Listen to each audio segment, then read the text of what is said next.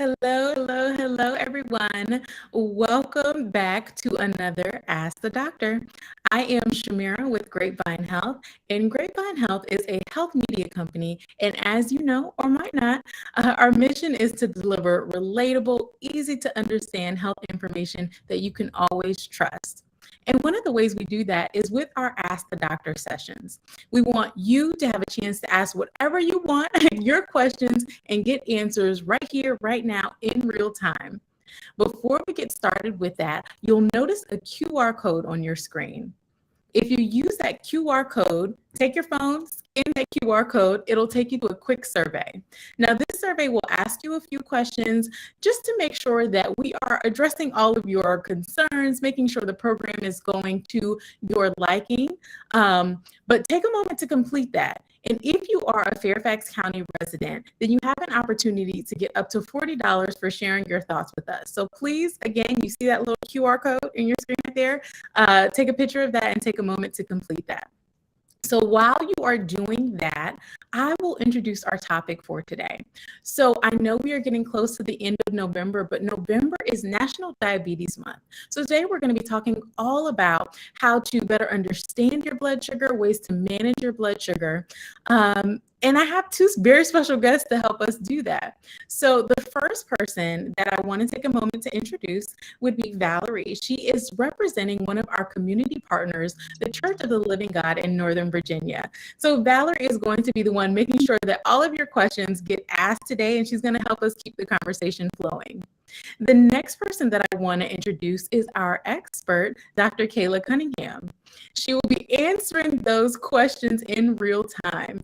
So I will give them both an opportunity to introduce themselves, share a little bit about who they are with you all, and then we will get to answer some questions. So before I do that, just know you'll see your little chat box there. So if you do have a question that you would like to ask, all you have to do is type it into that chat box, press submit or enter, and it will come right to us. So without further ado, take it away. Hey everyone, my name is Valerie Ajaman. I am a women's health dietitian, and I'm really excited about today's conversation because we're talking about diabetes and so many people are affected by this. So let's just, jump right in. But Dr. Kayla, I know you want to tell us a little bit about yourself also. Yes, so I was originally from Jamaica, but my family came up when I was in elementary school. So I grew up in the States and went to medical school at Columbia in New York City, and then was in the Maryland area for about 15 years because I trained at Hopkins at their endocrinology department and worked in community practices for the last 15 years up until about a year or so ago, where I started with a telehealth program that does 100% diabetes care. Thank you so much for sharing a little bit about yourself, Dr. Kayla. So I'm really excited for today's conversation. So let's just jump right in because I know we don't have all the time in the world, and I know there's a lot of people watching that have burning questions. So let's get right into it. According to the American Diabetes Association, also known as the ADA, 37 million of individuals living in the United States have diabetes. So that's about 11.3% of the US population. And about 23% of adults are undiagnosed, and it's especially prevalent in communities of colors. So I want to start with the basics. Tell us first, what is diabetes? What is going on in the body when you have it? If you can kind of simplify it for our audience here today. Okay, so diabetes, the reason why an endocrinologist is part of the team that takes care of diabetes is because it has a lot to do with a hormone. We do hormone medicine, and insulin is a hormone that helps the body control its sugars and helps you turn your food into energy. And what diabetes is when either you're eating too much certain types of food or you don't have enough insulin to keep up with it, so that the body can't turn all that food into energy and actually turns all the sugar floating around in your bloodstream, ends up doing damage to your body. So it's an imbalance of starches and sugars and the insulin that's supposed to help you take care of it. So when I hear of diabetes, I hear type 1, I hear type 2, I hear pre-diabetes, I even hear gestational diabetes. So what is the difference? Because it can get pretty confusing. It does get confusing because sometimes people think type 1 are the people who use insulin, but that's true, but also people with type 2 use insulin. So the differences between these is that someone with type 2 diabetes still makes insulin, but they've either gotten to a size or they're eating a certain amount of carbs or starches that their body can't keep up with.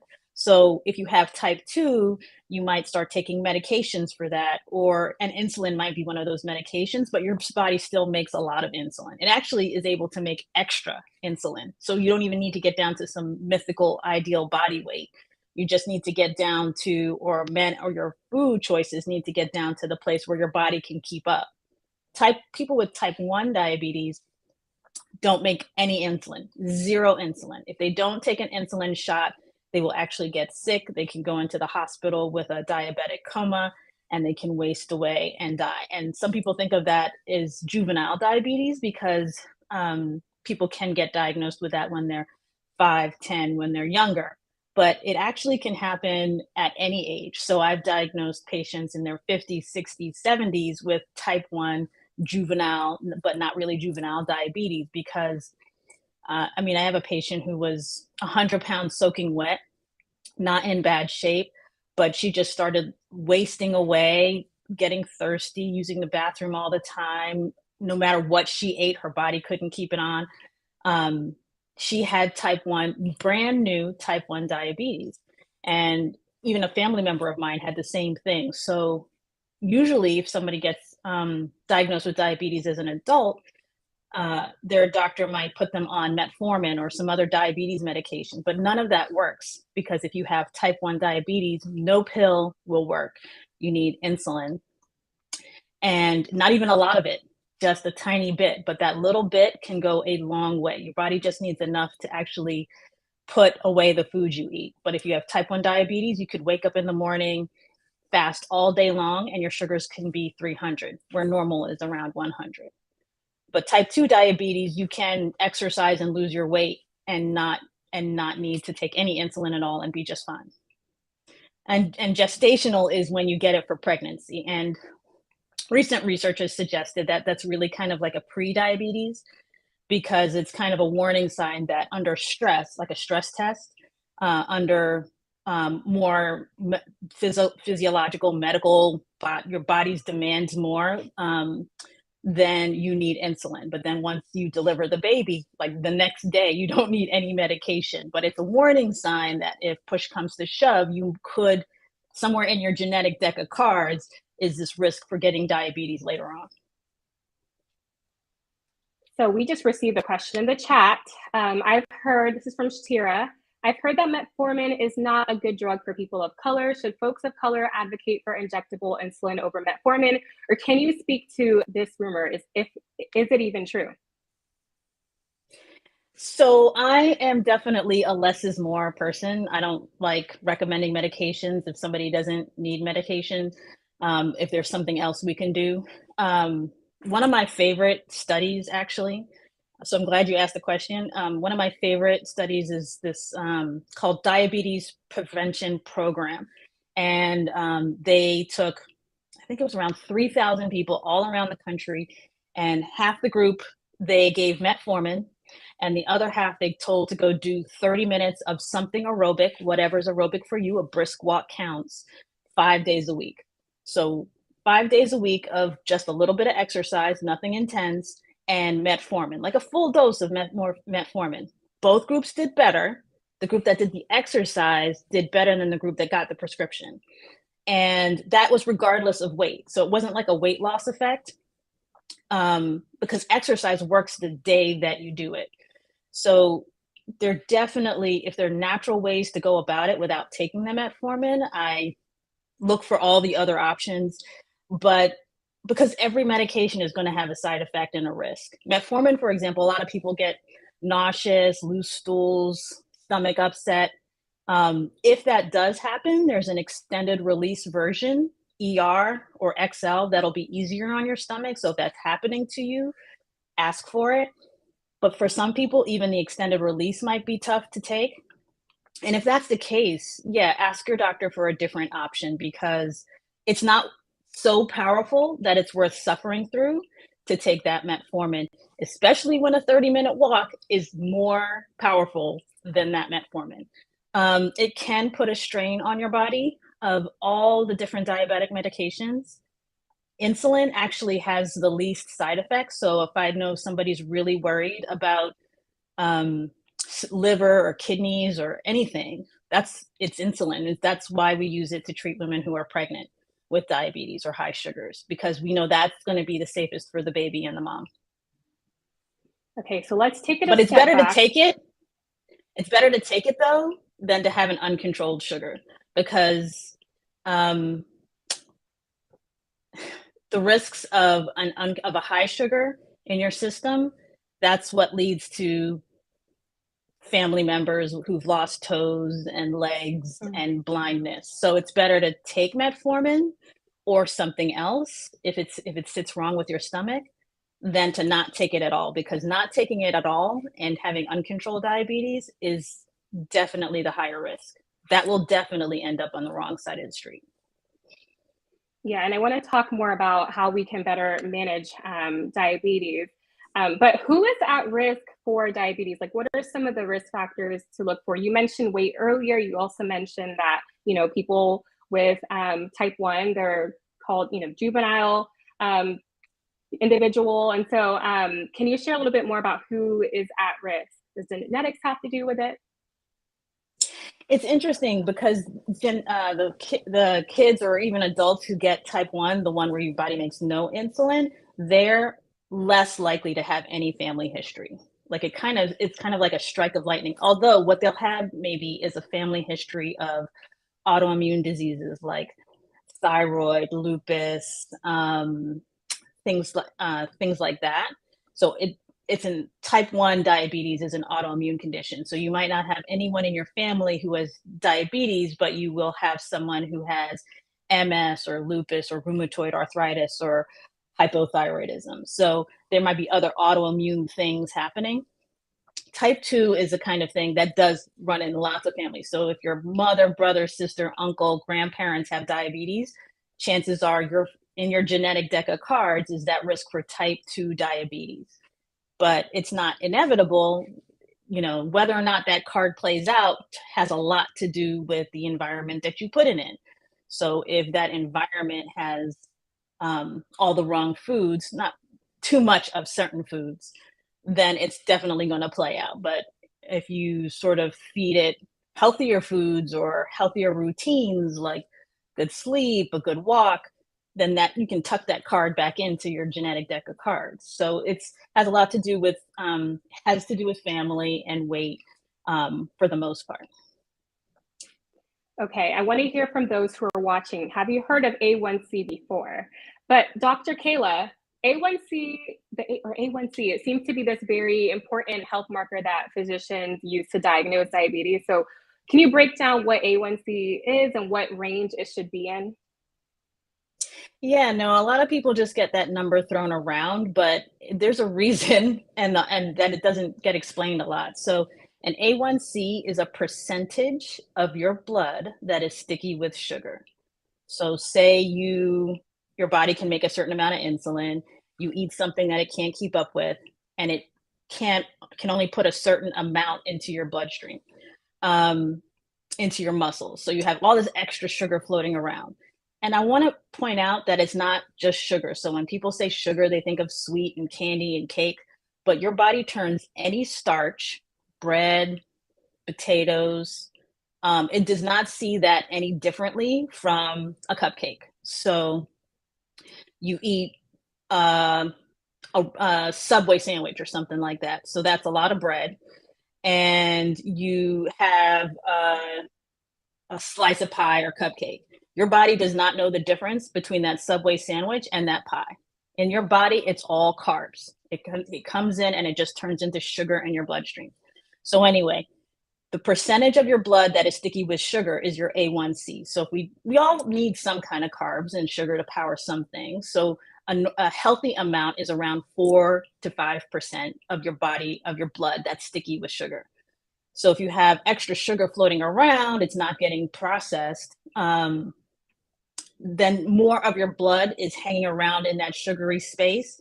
And the more it gets sugary. So now instead of 4%, it's 7%, 8%, 10%, 15%. That's where people say you need insulin immediately, because that sticky blood, now that 10% of your blood is sticky with sugar, it can't flow. So it can't flow through the tiny arteries that supply your kidneys or your eyes or your heart. It's getting stuck, it's sticky.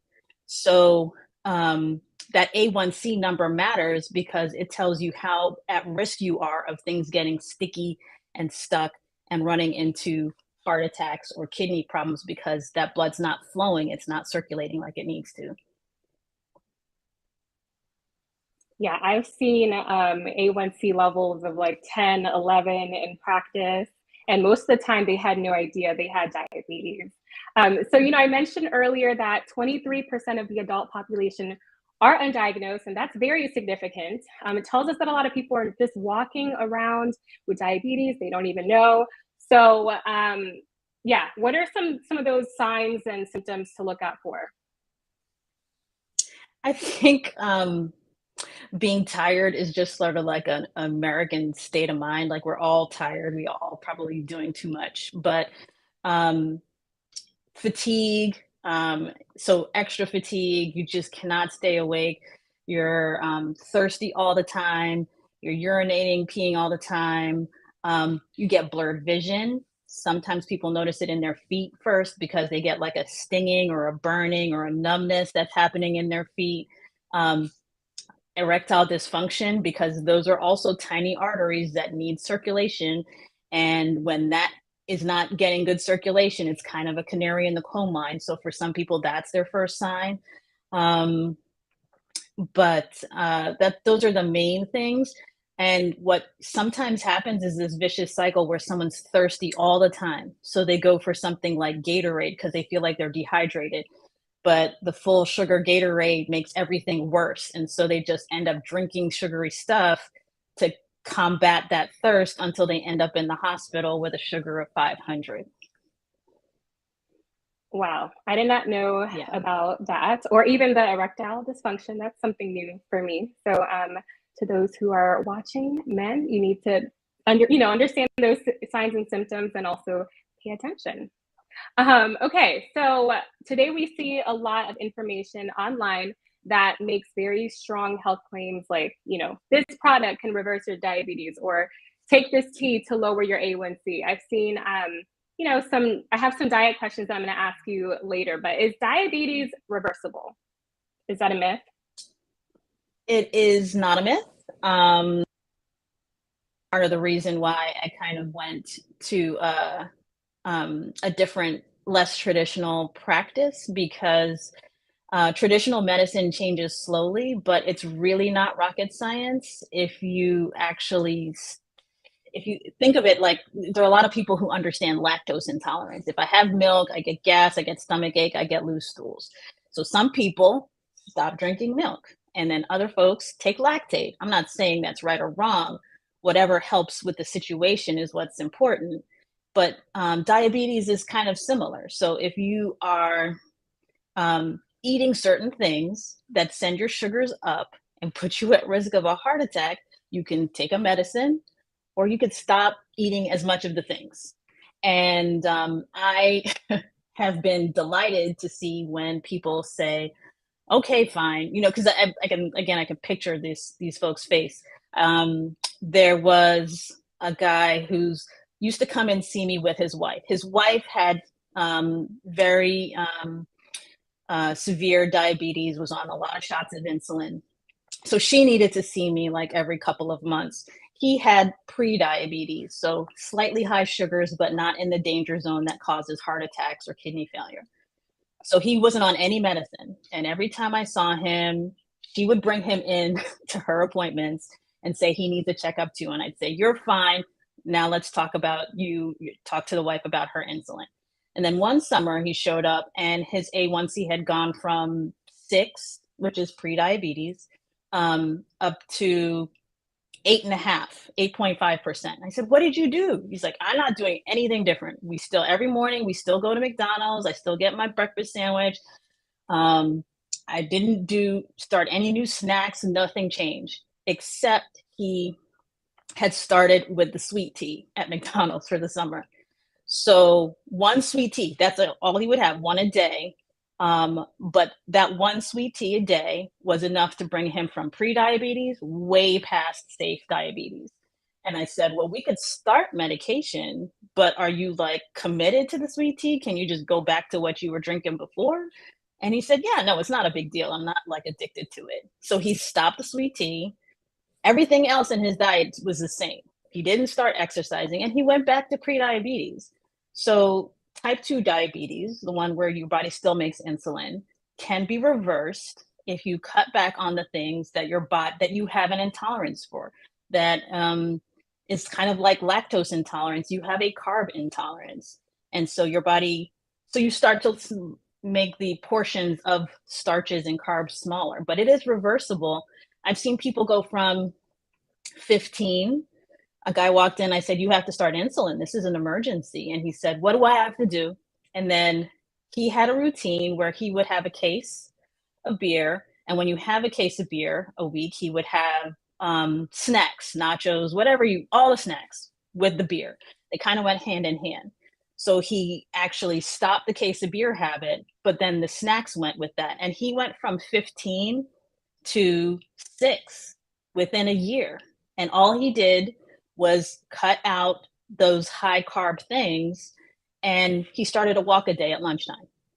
So he never was on the insulin, actually. He did that all naturally, and it's possible, but it requires discipline over motivation because we don't always feel like it. But if you do it anyway, if you'd rather do the walk than the medicine, then it will definitely get you there, and it's reversible.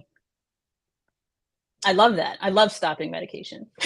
It's my favorite part of the week.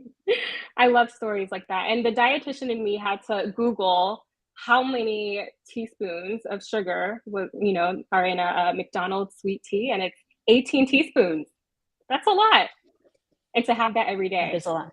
Wow. I'm sure it's good though. It's been a while since I had a McDonald's sweet tea. Okay. So, let me just think back to, some people get newly diagnosed, which it can be very, scary, overwhelming. What would you tell a newly diagnosed person? Because it can be kind of challenging to navigate with, this new life with diabetes. So tell us, what are the first steps to take? Who needs to be on their healthcare team? What would you say to that person? I would say I would remind them, because I think there are actually some doctors too who think that diabetes is permanent and inevitable, and they don't give someone a chance to change habits. They'll say like, okay, here's your medicine, and then next time I see you, I'll add another one. But I would say try not to get too intimidated. It is something that you can control. It is not something that you can ignore. It will not go away if you turn your back on it. It will attack you. So you have to face it and handle it and manage it. And part of that is knowing where you stand, knowing what your A1C is. And actually the hardest thing is for a lot of people is checking their finger sticks. So knowing what your sugar is. And making small changes. So small changes go a big way. Like that one drink a day made a big difference. So maybe if you already have some a dinner, which usually has some chicken and some vegetables and some rice, maybe you start making that vegetable portion larger and that rice portion a lot smaller. It actually, is possible and it can be filling. And if you don't believe it, you have to try it before you deny it. But just small changes can make a big difference. Like you don't need to go out and start training in a marathon. You can make those small changes in how you eat. Say you don't want to change a single thing about what you eat, but you're willing to take a walk. Like take that small change and Maybe 30 minutes feels like a lot. Start with 10 minutes. But small changes go a long way, and it's reversible. But not if you ignore it. Oh, yeah. Yeah. But how about, building that healthcare team? Who needs to be Oh, the on that? team. Well, I've definitely met primary care doctors who I'm super triple impressed with, who know the ins and outs of diabetes. And most primary care doctors, internal medicine doctors, family doctors do a great job, and know the pills and know the medications. But I think when you start to get into insulin is when again, there's some primary care doctors who are great at managing insulin, but um, if I had family that were starting on insulin, I would want to have, they should have an endocrinologist on the team. In addition to that, part of the routine care for diabetes is having your eyes checked once a year. And that's because if the sugars are high, since the circulation in the eyes are compromised because of the sugary blood, it tries to build extra blood vessels. And those extra blood vessels start coming in, and that's what eventually part of what can lead to blindness. But the eye doctor can see it out here before it's here and blocking your vision. So if you see the eye doctor once a year, she can treat it before it's a problem for you. So you should see your eye doctor once a year, whether or not you think you have a vision problem.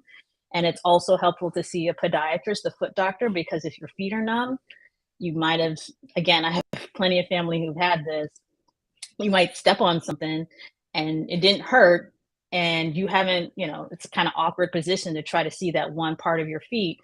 And so you might not know that you have something that's been dug in there and is now a problem. So you should see a foot doctor regularly, an eye doctor at least once a year. And if you're on insulin, you should see an endocrinologist if you can find one. The wait will be hard because there's just not enough of us, but usually the average wait is somewhere around 3 months, but it's worth the wait to have somebody who knows insulin or other sophisticated medications like the back of your hand. Like there's some medications that can help control sugars and help you with weight loss. I'll mention that because I don't think people get to hear about that either too often. It's a medication that came from a lizard's saliva, but it's a shot. It's a non-insulin shot you can take once a week, and it's rewrapped and relabeled. It is used as a weight loss medication. But if you don't have diabetes, if you don't have diabetes, your insurance company is not going to pay for it because it's considered cosmetic. But if you do have diabetes, you can take this medication and control your blood sugars and lose weight. So the group of those medications are called GLP-1s. And so an endocrinologist specialist might be more familiar with all the different available options. Once you start getting into insulin or any shot, it's probably worth talking to one. Okay, so you mentioned blindness, some nerve damage, especially in the feet. What other complications? Kidneys, is kidney function, is that also linked in any way? Yeah, so tiny vessels in the eyes are similar to the tiny vessels in the that supply oxygen to the kidneys. So uncontrolled diabetes is, along with high blood pressure, is probably the number one cause of kidney failure dialysis in our community.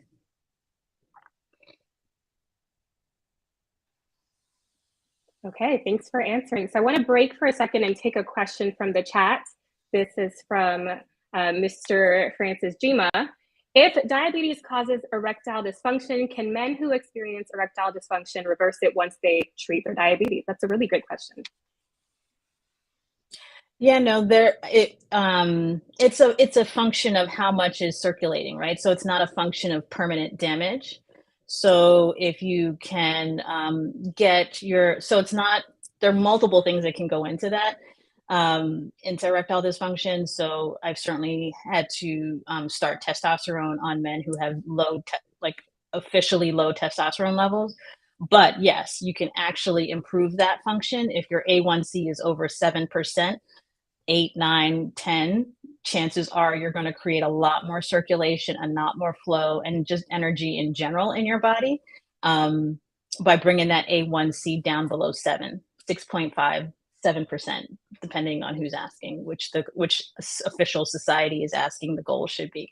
But the closer you can get to 7 or lower, the more likely your body's to circulate. And I will say it's not overnight, because it's a percentage of your blood, and your body makes new blood every 3 months.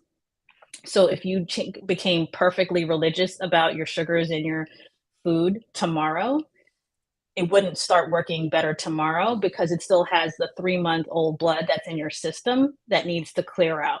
But 3 months from now, if you're still on point with your routine, you have a whole different set of insides now and a whole different kind of circulation. But you do have to clear out the last 3 months. Okay. Here's another question from the chat from Stephanie. If someone has almost lost their eyesight or lost it completely due to diabetes, is it reversible with a lifestyle change? You can improve it, but it is tough when things have officially, I would say a couple of things. One, I think the ophthalmologist is the best person to answer that, depending on what kind of vision problems you have. For example, I've had people get blurry vision because their sugars are in the 500s. Now that does get better. Like I always tell people, don't go get new glasses when they just get diagnosed, because your prescription is going to change. It's actually going to improve once you start to control your diabetes. But if depends on what's causing the blurred vision, if it's a permanent damage situation, chances are some of that permanent damage is not going to go away. I've had some of my favorite patients one guy who was a blues guitarist and really talented, but always eating all the barbecue, all the cornbread every time he went out to play. He was joking about it, but eventually he did have an amputation. Now we're not geckos. Like once that happens, it won't grow back. So once the damage is permanent, it doesn't correct, but you can prevent future damage. You can prevent worsening. So in terms of your eyesight, it depends on whether the loss of vision is a temporary thing or something that's due to a permanent situation. And then you can certainly either way prevent it from getting worse by getting control, turning around and facing and controlling the diabetes. It's not fun, but it's a lot of work. It's a whole job. But everybody kind of has their cross to bear, and yours or whoever's, the universal you, is to turn around and become a stronger person by facing it and taking control of it and reversing it if you can. Okay. So a common question that we always hear is insulin and weight gain. Can you talk a little bit about that? Can taking insulin lead to weight gain? I think that's a concern for a lot of people. So if you can just share a little bit more about that, that would be helpful. It's true. There are certain diabetes medications that are weight neutral or help with weight loss, like the ones I mentioned earlier. Those are the first and favorite ones that I go to. But if someone's sugar is out of control and at risk of causing blindness, kidney failure, or heart attack, then insulin is what I'm going to do. And yes, so it's not one of the weight neutral ones. It can cause some weight gain, but not like 50 points. Sometimes people will have a thyroid condition, and yes, it causes weight gain, but not like 5 pounds, not 25, 30, 50, 100 pounds. But that is further incentive to continue to work on improving the lifestyle things. Because, for example, even people who don't make any insulin anymore, if they go to exercise, they need to take less insulin that day, because their sugars might drop 50, 80, 90 points with the exercise. So I think it's further motivation to do anything that will reduce your body's need for insulin, if that's something that you can do. Because exercise is like this, insulin is like this key that unlocks it so that the sugars go into your muscles. And exercise is like this back door that has nothing to do with insulin. But once you crack it open and prop it open after 30 minutes, even if you sit down and don't move a muscle for the next several hours, it doesn't matter. Those muscles are clearing sugar out of your bloodstream. So it can put on weight, but it's better than blindness. And I like to think of it like a temporary medication to prevent emergencies while you work on other things. Yeah, thanks for answering that. So, when it comes to diet, we know that's a really big component of just better managing diabetes. Um, just briefly, what are some like off limit foods that you would like to share that you've kind of seen help your patients? Um, I like food, so I like to eat all the different foods. And I hate to say that anything is completely off limits, but if there is one thing, it's soda. There's like not one nutrient that's helpful in full sugar soda. And I know that's hard for some folks, but that's really the one thing that's strictly off limits. I honestly, I don't. There are some fruits that are higher in sugar than others. A lot of people will have a banana a day. Bananas and grapes are the highest sugar fruits. So if you can have the other things, there's a website called dietdoctor.com. And if you put in that, and if you Google dietdoctor.com and fruits, they have a pretty little graph that has like the lowest carb fruits to the highest carb fruits, and bananas are right there at the highest. But wouldn't say you shouldn't ever have one. But soda, there's really no good reason ever to have it. And now I don't know what kind of magic is in these flavored sparkling waters, but they don't even have fake sugar in them, but somehow they are sweet. So I think they've used technology and come a long way. It's worth trying out the different flavored waters to find one that you like. Some of them are so sweet I can't even have them, but my kid loves them. So it's worth trying other drinks if you can, but soda and juice is basically just liquid lollipops. So even if it says apple juice, it can be healthy, but I'd rather you just have the apple and some water. Okay, so we have a few minutes here. I want to get one more question from the chat before we head into our tweets. Can diabetes reduce a woman's ability to reproduce? Yes. So I do, as people start to improve their lifestyle, I have made sure to warn folks if they were not trying to get pregnant that they might actually become more fertile. So again, like other things, there could be a lot of things going on, but that's kind of what they think. That is part of what they think the part of the PCOS syndrome, polycystic ovary syndrome, and that's part of the lower fertility with that has to do with insulin resistance. Your body's making all this extra insulin to keep your sugars normal, and your body's responding to it by saying it's not safe right now for you to get pregnant. But then you reduce the body's need for insulin by reducing the carbs and going on a walk, and the next thing you know, we have to start talking about treating your pregnancy with different kinds of medications. So it can definitely be related. Okay, let's get into some tweets. Oh my gosh, some sweets and tweets. We have a tweet we'd love for you to respond to. So can you read the tweet on the screen and just give us your thoughts? Okay. It says, doctor says I got to be careful with beer with my diabetes. Why and how much can I have? Okay.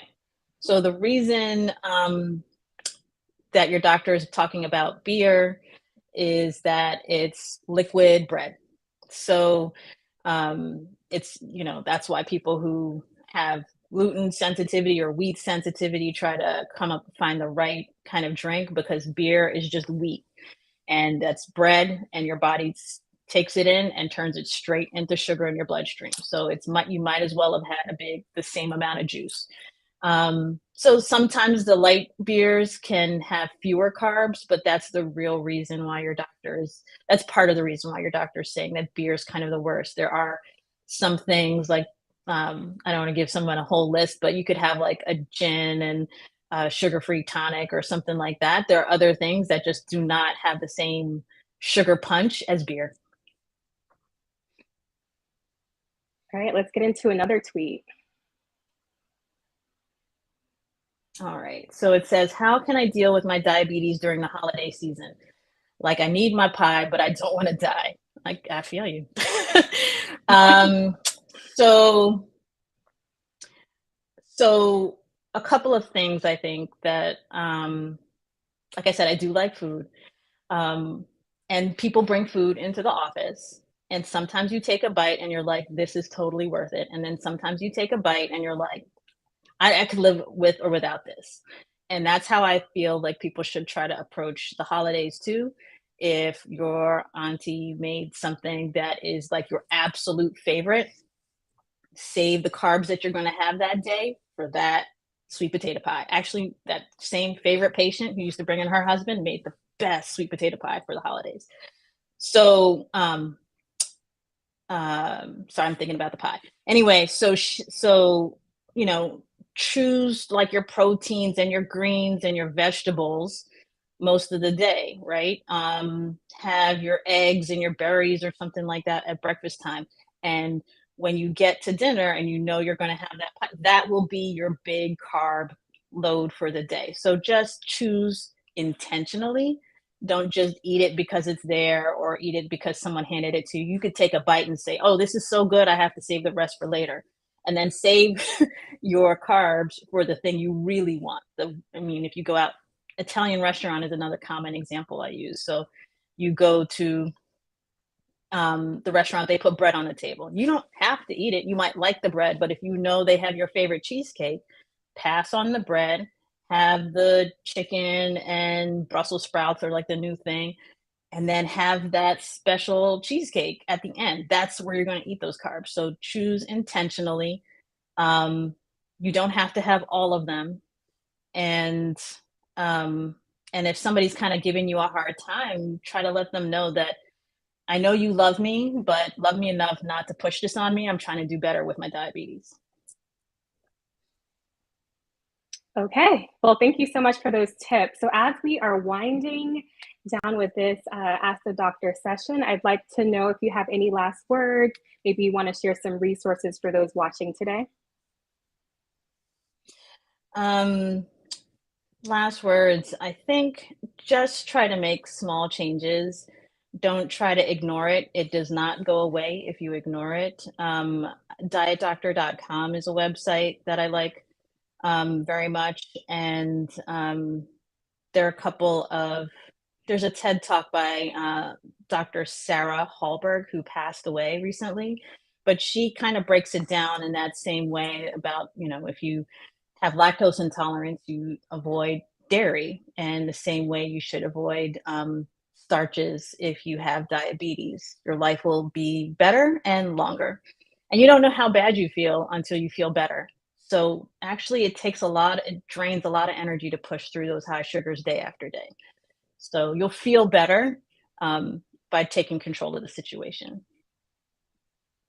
Thank you so much, Dr. Kayla. I learned so much about diabetes, and I hope that all of those watching did too, and will use some of those tips and apply it to your everyday lifestyle. So now I will switch it over to Shamira.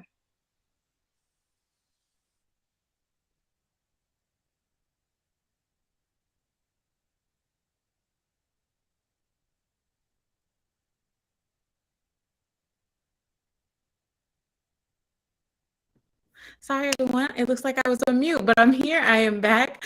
And I want to thank you all for joining. We had such great information. So thank you both to Valerie and Dr. Kayla for joining us today. And I want to take a moment just to sum up some of those points, because we are in the midst of holiday season and talking about diabetes and how different foods impact our blood sugar. You know, you heard the word carbohydrate come up time and time again. And the reason why you heard that word is because those carbohydrates or those starchy foods, when we eat those things, they break down into sugar. And when we hear sugar, it's very tempting to think about cookies and cakes and pies and sodas, as Dr. Kayla mentioned, but it's more than that. So when you think about those carbohydrate or starchy foods, we're also thinking about rice, in bread, in pasta, in beans, in winter squashes like butternut squash, and some of our fruits, milk, yogurt, all of those things. When our body breaks them down, it turns into sugar, and that goes into our blood. And so as we're going into the holidays, being mindful of how you're portioning your plate. It is not that you can't have them. I never want you to feel like you have to restrict yourself. You can absolutely have it, but it just goes back to how much and how you're filling your plate with other things. So some of those nice lean proteins like chicken, or if you like fish, if you like turkey, and then those non-starchy vegetables. So greens, collards, kale, carrots, you name it, all those fresh non-starchy vegetables. So I know that was a lot. And if you have any other questions, you can feel free to connect with us on our social channels to stay up to date. So you can find us on social media at Grapevine Health. You could also visit our website at grapevinehealth.com. I want to give a special thanks to Fairfax County Health Department and the entire Stronger Partnership, Stronger Community Initiative for supporting today's event. And don't forget the QR code right there. Take a moment to scan that and complete that survey before you log off. So again, special thank you to you all for joining. A thank you to our guests for sharing such great practical tips with us. And until next time, thank you from the Grapevine Health team.